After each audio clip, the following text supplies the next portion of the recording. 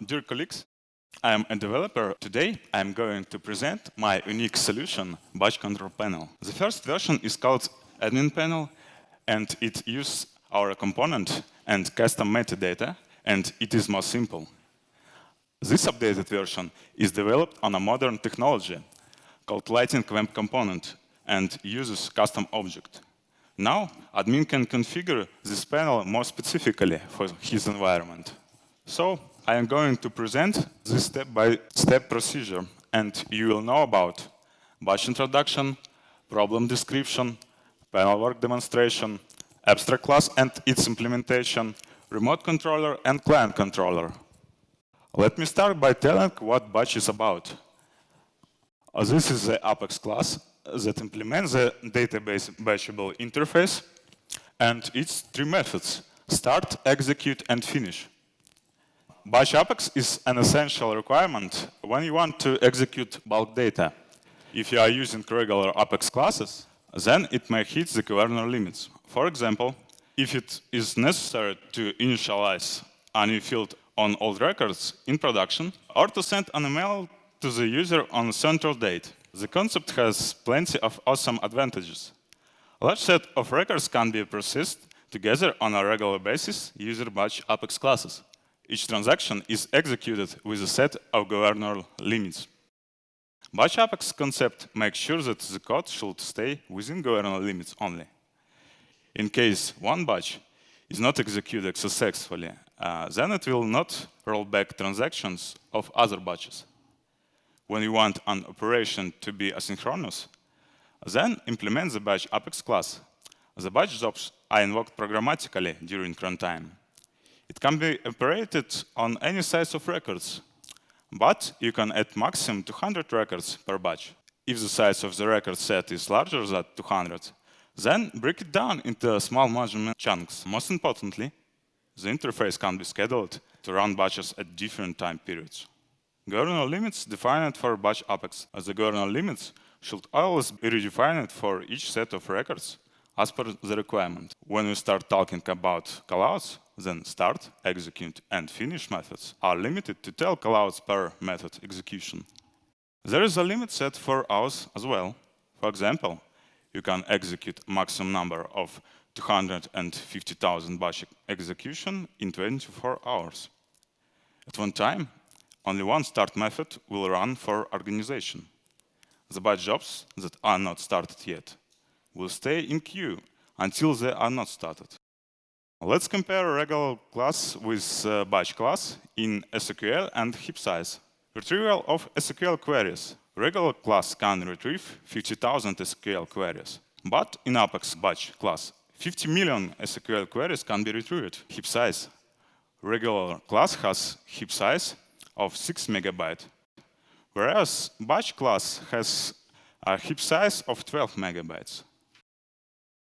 Usually, an administrator uses dev console to run the batch. He launches batch from a standard method or using a custom static method. The second variant contains an opportunity to send necessary parameters. Our project requires batches with automatic restart. This solution is very convenient except for their administration. Tracking status of a batch, starting and stopping it and changing the interval doesn't have a convenient standard implementation. And since it's getting clear that the number of batches will grow, as a result, simplification of the administrator's work is required. Actually, here we come to the topic of this report, batch control panel. This panel contains job name, state, previous launch, and optionally error message, next scheduled launch, interval mode, relaunch interval, run stop button, delete button. This video demonstrated how panel works. As you can see, monitoring the batch status has become much more convenient. Now, to start or stop the batch, you can simply click on one button. The list at the bottom of the panel contains all scheduled batch implementations that are absent on a panel. You need to fill in the fields, click on the button, and the batch will appear on the panel at your service. It is also possible to remove a stopped batch from the panel with a simple click of a button. Change of parameter is available through a standard recorded window. The component provides an interval update of the status of jobs. This abstract class contains two methods, getType and finish.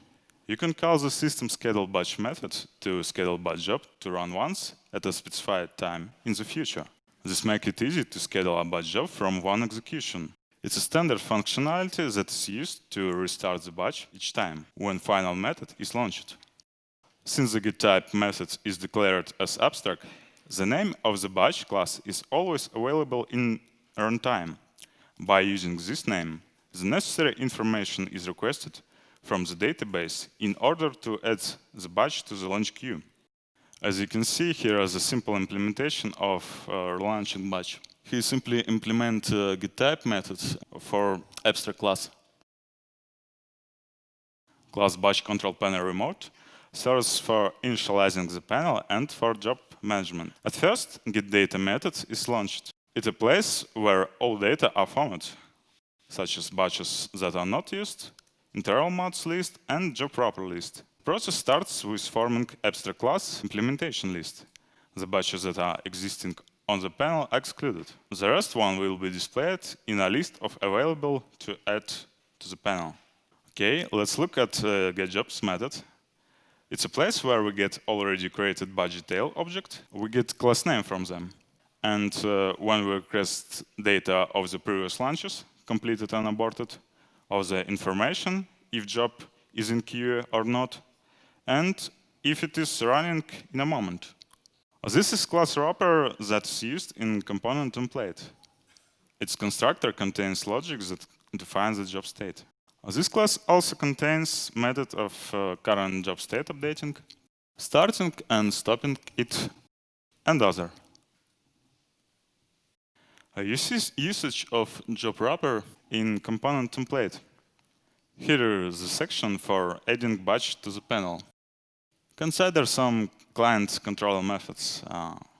Connected callback, wire data, wait state change, and batch action handlers. Okay, connected callback. Each interval, if lock in process, calls request job for panel state update.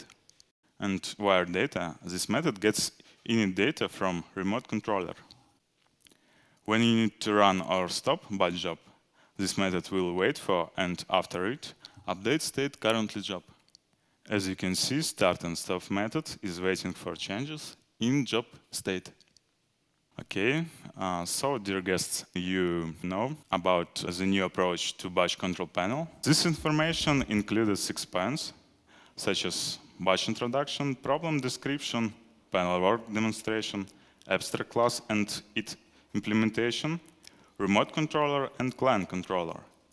I tried to disclose in detail, and I hope you found it very useful and practical for your professional advanced activities. I'm sure that the model of relaunched batches is not convenient when the standard Salesforce interface is used. So, my solution creates a new user experience for administrator, and it simplifies the development process for a programmer. Thanks for your attention. First of all, I just want to say it looks great. Great idea. It looks really slick. Can you explain how do we know which batches are in that list? I saw a custom object in the code, but I don't think you explained how that works. Is it just that whenever someone creates a new batch job, they create a record of that custom object to sort of link it into that panel? Yes. It's create new object, and we show on the panel all existing custom object. If we stop the batch job and click delete button, we just delete this custom object, and batch job not run again. Awesome. Yeah, that's a great way of doing it.